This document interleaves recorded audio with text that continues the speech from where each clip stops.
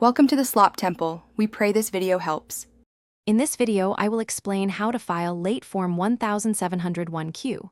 First, gather all necessary financial records, including income statements and expense receipts, for the relevant quarter.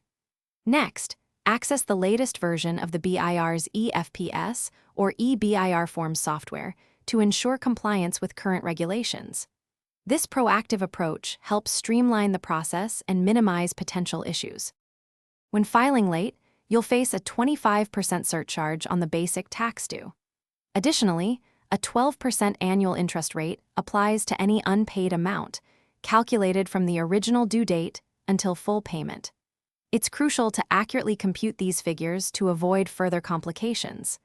The compromise penalty also varies based on the amount of tax due, so be sure to check the current schedule. You can file Form 1701Q either electronically or manually. For electronic filing, use the eBIR Forms package or the EFPS system to fill out and submit your return. If filing manually, complete the form, print it, and sign it. Then, proceed to an authorized agent bank or a revenue collection officer to make your payment and submit the physical form. To prevent future late filings, establish a robust system for tracking your income and expenses throughout each quarter.